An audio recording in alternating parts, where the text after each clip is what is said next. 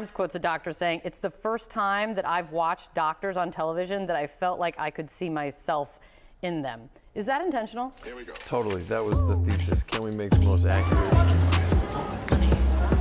Hey, eyes down here. Watch and learn. I'm just looking who to see next. You're supposed to take them in the order they arrive.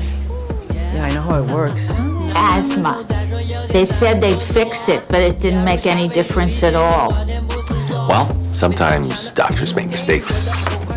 Anna? Good as new. How about a quick exam? How about I have an event in 10 minutes? I'm fine, Dr. Hank. On a scale of 1 to 10. 15.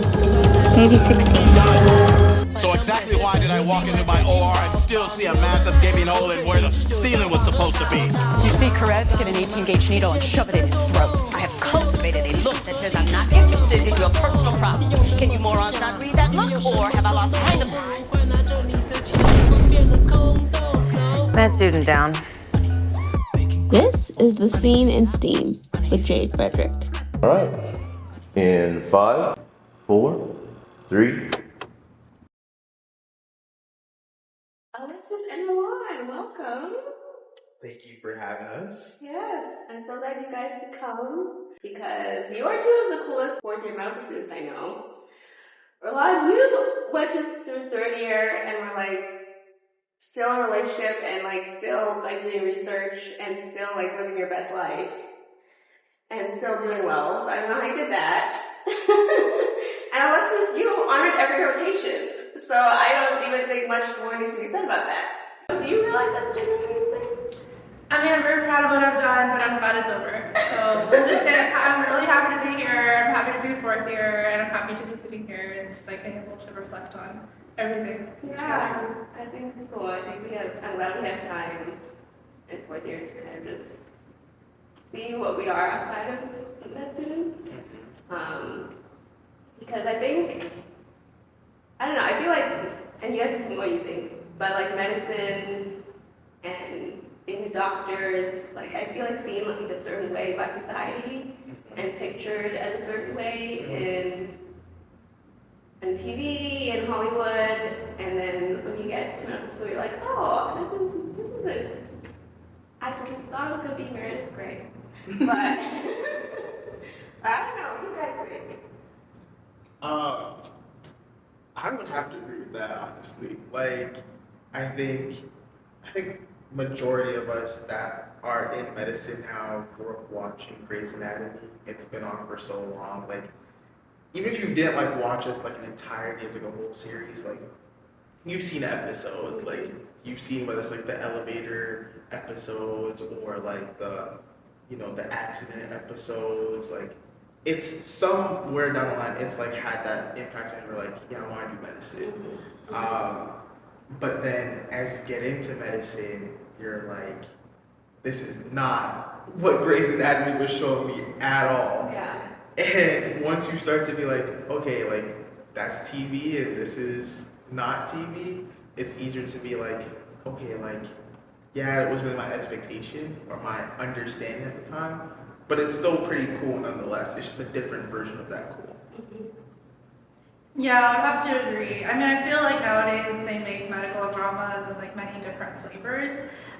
So of course, I also grew up on Grey's, and I think that although it was really entertaining and really fun, no, my life did not look like that at any point, which honestly was a good thing, to be honest. Those folks went through a lot. But I think kind of a more contemporary example might be the Pitt, which is about doctors in the ED. And of course, the point of like entertainment and a film is to make a product that's entertaining.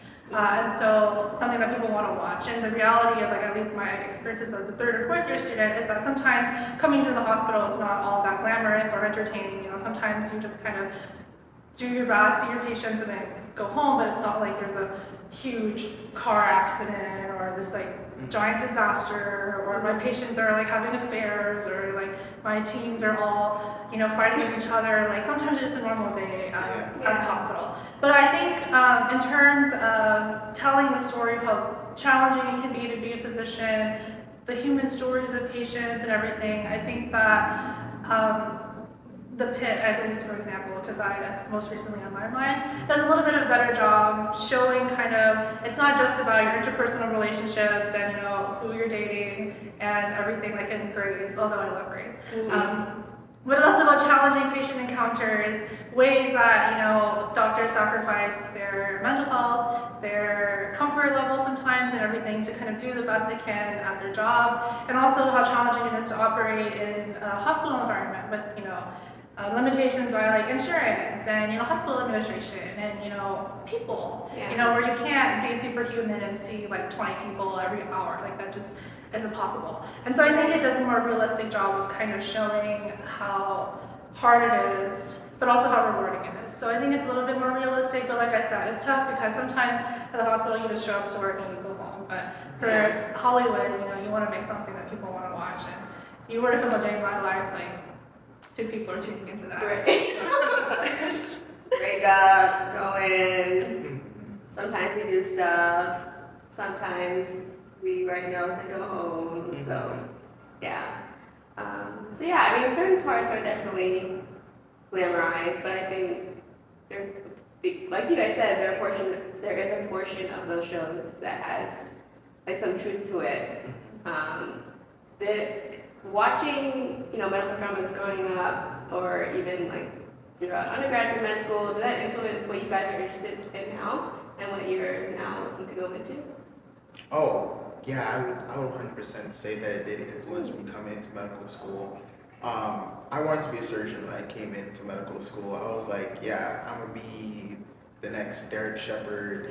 I'm gonna be pulling off these crazy surgeries. There's gonna be a tumor on the spinal cord, and I'm gonna be on my wall drawing out the picture, and then they're gonna be like, yep, come in, do this crazy surgery. I'm gonna get an award for it.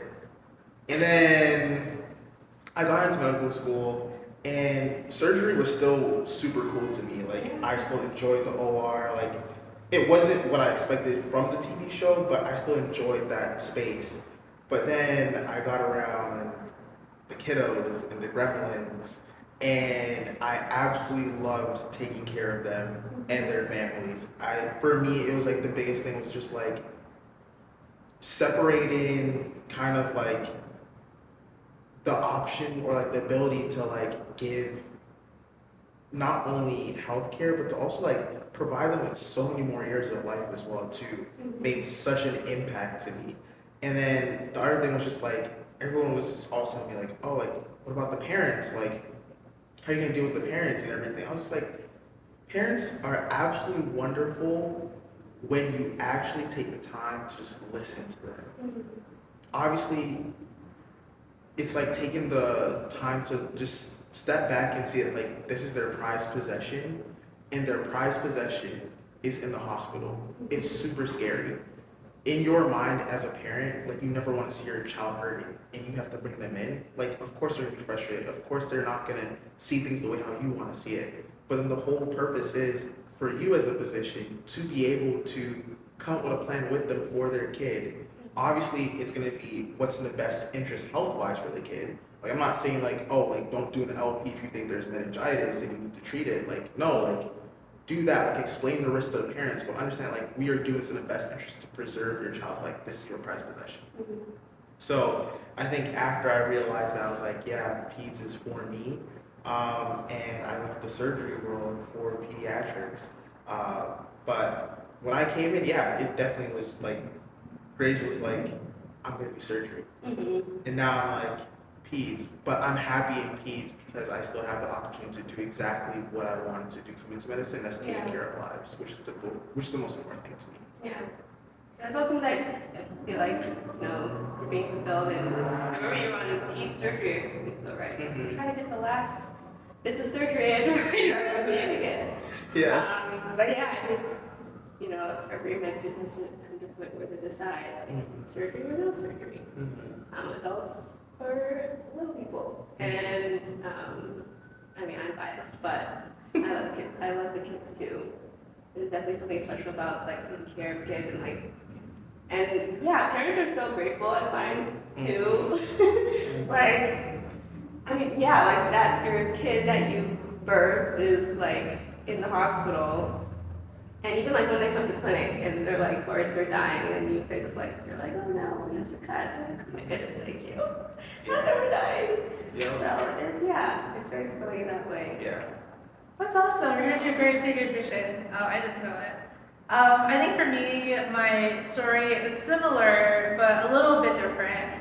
Hollywood, my picture of medicine was kind of scary for me. I'm a big horror movie person, so I like to get scared. And I think there's like a kind of a trope in horror movies where people don't know what's wrong and they go to the doctor and it ends up making things worse, or it's just a scary experience and no one can figure out what's going on. And I think in a lot of ways it reflects a lot of fears that non-medical people have about going to the hospital, seeing a doctor, and being sick, which are all very scary things, to be honest. And so going into med school, I knew that I wanted to be a person that people weren't scared to be around, to be able to help people navigate through really scary situations, so that it wasn't like, a horror movie where someone goes in and gets an MRI and they're like, I don't know what's wrong, and there's some horrendous plot that kind of happens afterward. I kind of wanted to be the steward of that scary moment and then answer those tough questions and then be able to move forward from that. And I knew that, but I didn't know necessarily what kind of box of medicine that fell into, and I was in a situation where I really did enjoy everything.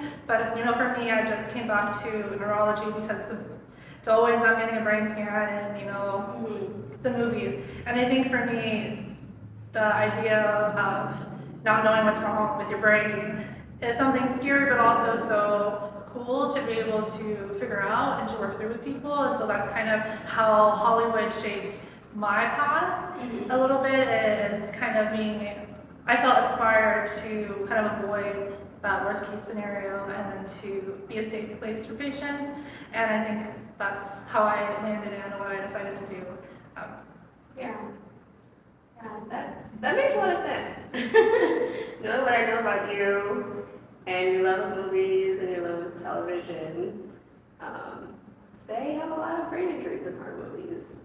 You and Will are my go-tos for movie recs, and I don't understand a lot of the movies you guys reference, but I know you know your stuff, so I know you're the right person to talk to about this, about, medicine in Hollywood, because it does come a lot. And I was there when it was written, when you were like, I love surgery, but I also think OB is cool. But I also think... Dude, I was everywhere. Honestly, I could have rolled the dice and been like, okay, I'll do that. And I'm so glad that kind of the stars came together and I was like, actually, I think I might know what I want to do. Yeah. So, that was nice. Yeah. And I think we were kind of surprised when you said, but we could also see you doing anything, so we weren't that surprised. But I think it definitely fits you. But what I asked you, Relon, a little bit off camera was have you been able to watch medical dramas in medical school? Just in general. So I have been able to watch medical dramas in medical school. But then there are the portions where you're just that's not correct because you learned it. And you're like, that's not accurate. What they're doing doesn't make sense. For example, in Grey's Anatomy, the interns come down to the ED and they're it's not like they're being consulted. They're doing the full workup, and I'm like, well, we have ED docs for that. Right. That's their role. There's certain things that surgery doesn't need to see, and then there's other things where I'm just why are we trying to run internal medicine as surgeons? That's the internal medicine portion. So I was like, yeah, that doesn't really make sense. And then we magically get to diagnoses by looking at some things and all that jazz. I'm like, okay. I know some people that can do that, but we're doing that every single episode. We got to start having some real questions about what's going on. And then when the Pitt came out, and it was every hour, every episode was an hour in the ED, I was like, okay, this is gonna be interesting. And then I watched it, and it was almost it was very rare for me to find something that was this is not accurate. From the medical students in the ED, to the interns in the ED, to the attendants in the ED, to the nurses in the ED, everything was almost pinpoint on point. And I was like, I cannot watch this after I come home from work because it feels like I'm still at work. Because my brain will function like, because it's so well put together like that. And so I would say like, the Pitt's kind of like, if you want like a genuine like kind of look into what medicine looks like, I would say like watch the Pitt. If you want like the drama portion, you want like theater, watch Grey's Anatomy. You're gonna get that. With medicine still, because Shonda likes to add in her medicine portion as well too. If you don't want anything accurate to what medicine is, watch the doc. That is my opinion. Because there's no, I've never seen an internal medicine doctor that is an intern in internal medicine be allowed privileges to be in the OR, to cut in the OR, and you are not a surgeon. I've never seen that in my life. And then I've also never seen somebody have retrograde amnesia, lose 7 years of their life, and then 2 weeks after the injury be allowed back onto the floors to be a doctor. No. No. Absolutely not. Like, I understand you're brilliant. I understand it's just 7 years you lost, and like you weren't attending, but like we gotta have some conversations. Yeah, there's a spectrum of reality, I think, and like all the studios are trying to balance like what you guys said, entertainment and reality, and some are just like, yes, you missed the mark, but yeah, I don't know. Have you been able to watch medical dramas? When I texted, like I told you what this is about, you're like, oh, we go to talk about the Pitt. I'm not to chill for the Pitt, because like Relon said, I've only been able to watch it when I'm off service, because otherwise I'm just like, man, like we're in the trenches all over again. But I will say, for the most part, based on the other ones, it is more on the accurate side. It did have a phase. I think it was third year. I was watching a lot of House MD. Oh yeah. And it is fun. Like, it's interesting. Is it real? No. I don't know if you guys are familiar with it, but there are like many points in each episode where they don't know what's going on and they have to break into the patient's house and like do some investigative work to figure out like, oh, this person was eating ham and now they have listeria or something because they couldn't figure out in the hospital. And of course, like, that's not realistic, and I think viewers know that because hopefully their doctors are breaking into their homes to like figure out what's wrong with them. But I think there are many roles I think that entertainment can play in like kind of the depiction of medicine. Because at some point too, I think it can help make the profession more approachable to people that aren't in medicine. Because I see a more human depiction of like a doctor, and they kind of know like, hey, this person has a life outside of work. Like even in Grey's Anatomy, right? They're going to bars, they're single, they're crying over a man, like whatever. Like, you know, it's a human experience, happens to all of us. And so when people look at their own doctor, they're like, you know, we're the same.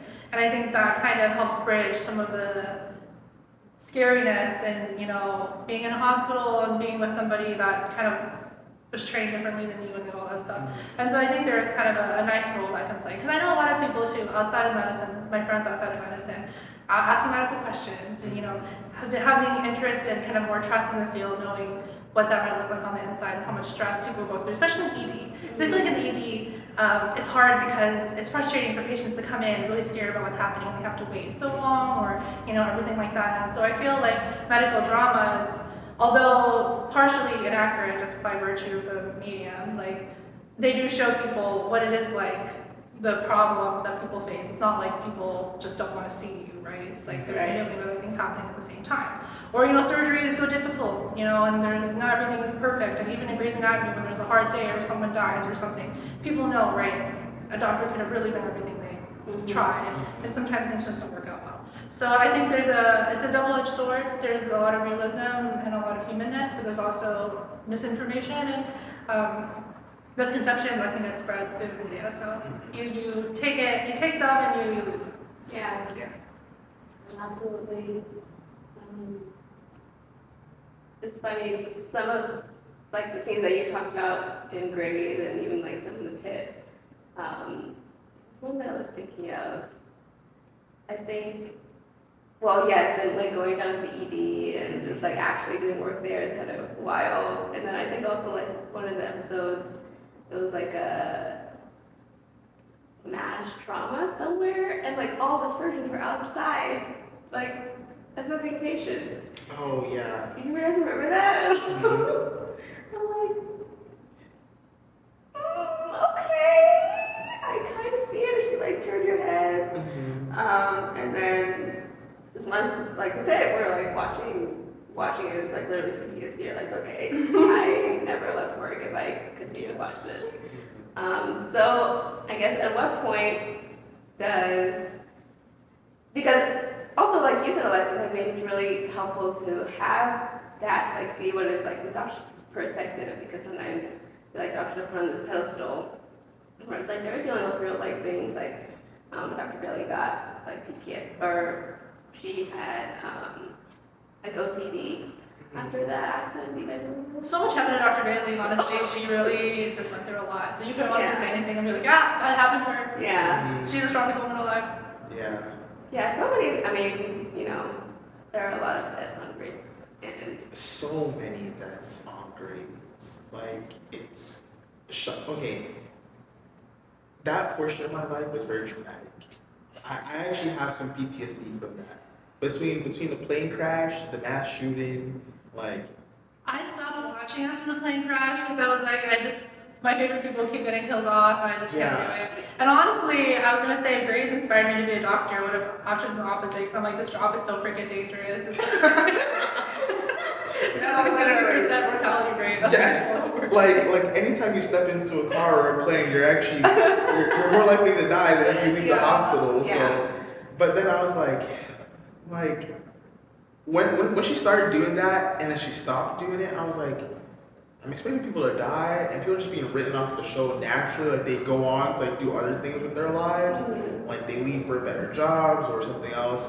So when people stopped dying, I was like, okay, Shonda's losing her touch a little. not that I wanted to see people die, but like the new kids that are watching, like they're falling in love with like their new characters. They don't really know about like the Shepherds, the Sloans, like they don't know about them like that. Like they've seen it, but like they weren't really invested in it, because you can breeze through those episodes.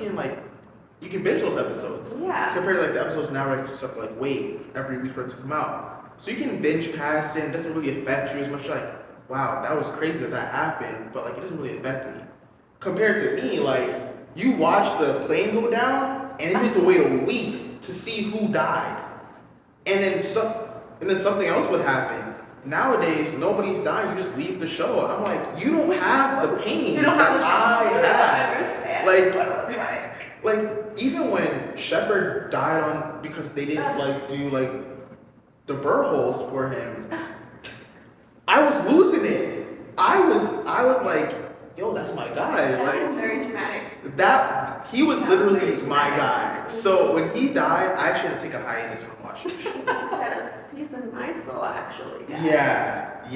That was a painful moment for me. Yeah. No, I think, the worst part about that was just like, he knew he could fix himself if he was okay. Yes. And like they weren't doing the things, like those, like the CT, Yes. It was painful to watch. Yeah. I cut myself off before that happened, so I can't commiserate with you guys. So you stopped after the plane crash? Yeah, because my goats died. Are you caught up? I'm fully caught up. Wow, that's impressive. Yeah. I'm fully caught up. That is very impressive. So now I'm just like, are we gonna like kill this person, or are we just gonna like? Did you do that? Did you do the right room? And they just leave. Like they just leave. I'm like, congrats, but I'm not really happy for you. So I guess at what point is it like? At what point do medical dramas like help versus harm like public perception? We talked about, it's good that we're shedding light on some of these things that people who are not in medicine won't know about. At the same time, people might come into their doctors expecting certain things or thinking that's how medical school is, or thinking how that's how being a resident is, when in reality, it's very different. It's really hard to say, because I feel like what I said earlier about like the fact is that things have to be entertaining. But medical school, most of it is not entertaining. A lot of it is you go to school and you sit and you study and then you be a person for like the rest of the 2 hours of your day, and that's just like not good TV, And I feel like as long as the right people are involved in the conversation, so real doctors, real nurses, real medical professionals are involved in making these pieces of art that are meant to be entertaining, but they still kind of resemble the heart of the craft and like what you do. I think that's kind of the best balance you can strike. Because like I said, some jobs or some days that your job are just not that interesting, and that doesn't, it's realistic, but it's not good TV. So it's kind of finding that balance of, what is engaging for audiences that still retains, useful and helpful information about the field that doesn't, like one really like salient memory for me would be like that part in the Pitt where the mom didn't want an LP because she was afraid it would hurt her kid. The kid had like encephalitis or something, and I think that's a very real moment, and to reflect kind of what's the conversation happening in real time on social media about people wanting to move away from vaccines, procedures, seeing traditional medical doctors, everything like that, moving away from like medications and stuff because there's a growing well of distrust. I think being able to talk about those topics in a approachable manner that's like consumable to like everyday people, because like let's be honest, like I'm not going to tell someone that asks me a question like off the street like read this textbook or read this paper that's like 30 pages long and like indecipherable if you don't have like a STEM or research or reading background. To like be able to watch something that people can feel emotionally compelled and connected to, and also understand like this is the science and the motivation behind why doctors say what they do. I think that's kind of the best we can do at this moment, because the training and the stuff that we pull our information from is not accessible to a lot of people. I mean, it's like, what is it, the average American has a 6th grade reading level, and the fact of the matter is that effective science communication can't be done necessarily with the tools that we learn in just like preclinical, or like 70 slide lectures and, these like long papers and things like that. And so I think ways that we can have good conversations with people, whether through like film, television, through social media, things like that, are important. And so I don't want to say like all medical dramas are bad or they glamorize the profession or they lie to people or whatever. I think what we can do is just moving forward, try to be honest about what it is, and also work with the people that know how to do their job, the entertainment people too, right? Like the directors and producers and the actors on these medical dramas do try their best to bring, heart to the medium. So I think it's a cool collaboration. I don't want to demonize it or say all of it's good. We're in the middle, but I think we're doing good. Yeah. I have to agree with that also. I think if you are going to watch a medical drama, I think as you watch the drama, I think you should also realize at the same time that like some majority of it tries to be as accurate as possible, but there are portions that are going to be inaccurate.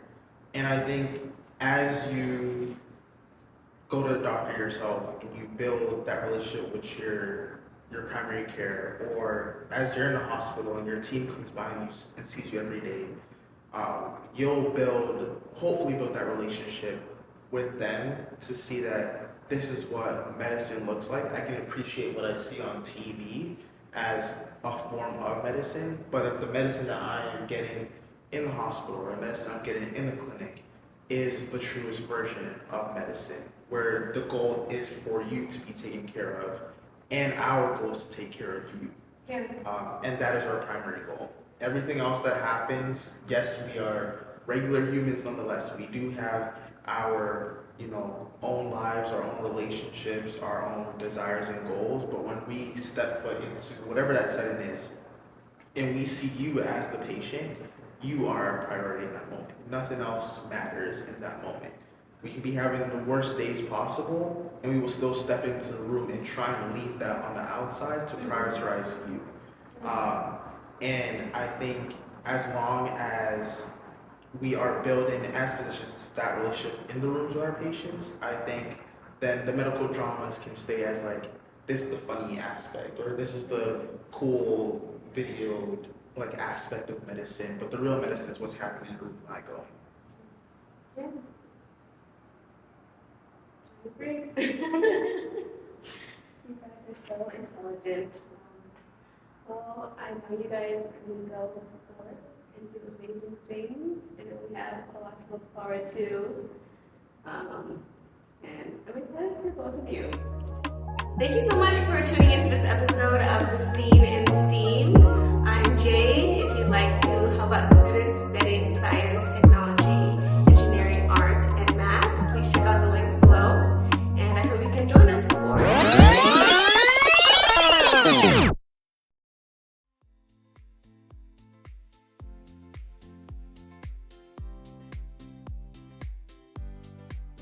So I think, unfortunately, there are kind of two parts to the story. There's the getting into medical school part, and then there's the succeeding while in medical school.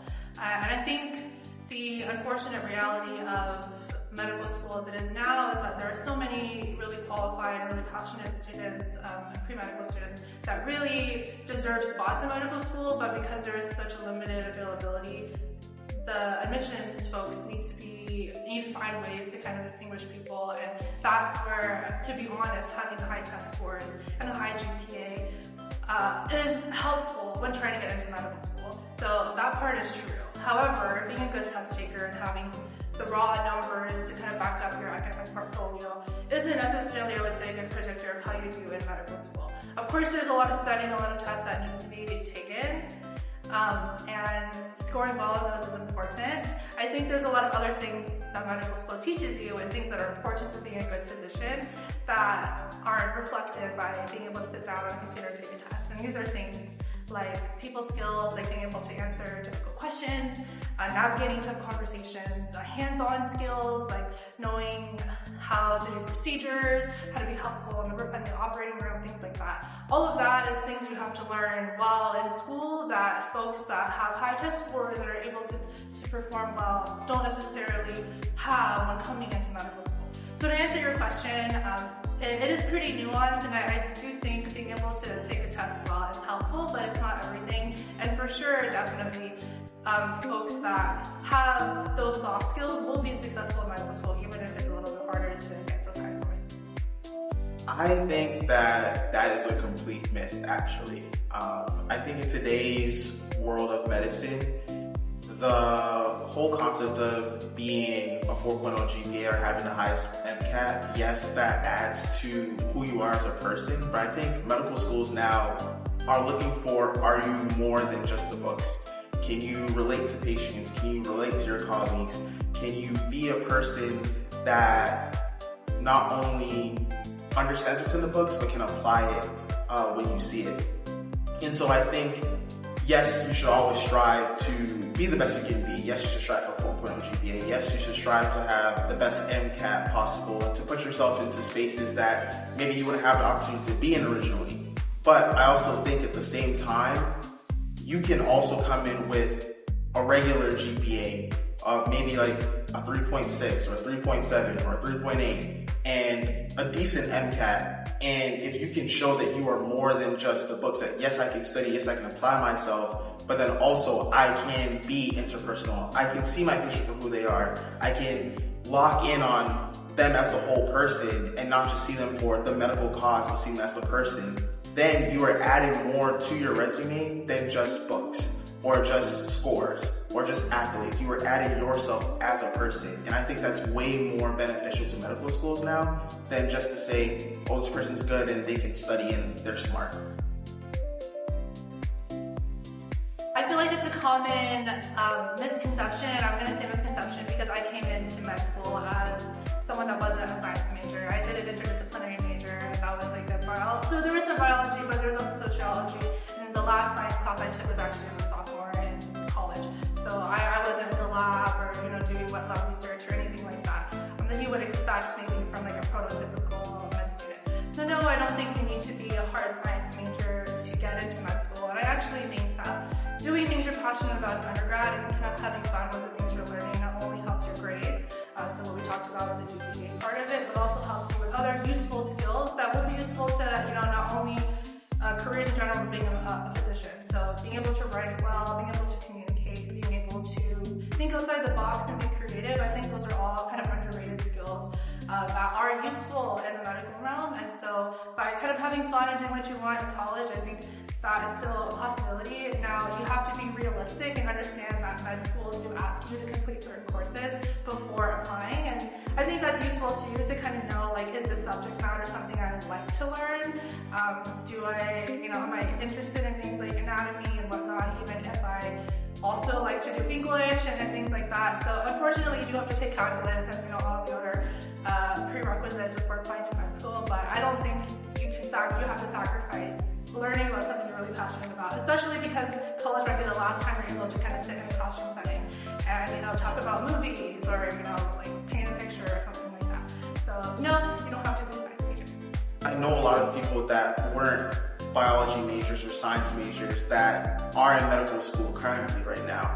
I think, yes, by being a science major, you kind of have this focus on the sciences, so it kind of makes things a little easier. But when you look at every medical school, they all have the same requirements. The biology, the chemistry, the organic chemistry, the physics, the math if you need to take it. And I think if you are an undergrad student or you're some kind of high school and you're like, I want to go into medicine, but I don't just want to study biology, I want to maybe add something more to who I am as a person, I think that if you can study whatever that major is, whether it's psychology or business, and then get your science credits in at the same time, I think that just adds to you as a whole person overall. I think that actually benefits you because not only, let's say you're a business major, not only do you have that understand the financial aspect, but you also have to understand the science aspect. And when you can put those two together in medicine, you can even possibly later on open up your own business.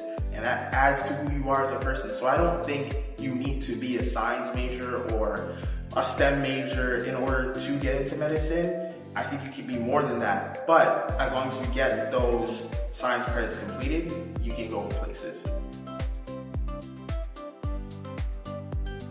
Oh, hard to disagree. As somebody that is horrible at memorizing, I have like the memory of a goldfish. Literally, someone will tell me something, I walk through the door, and then it's gone.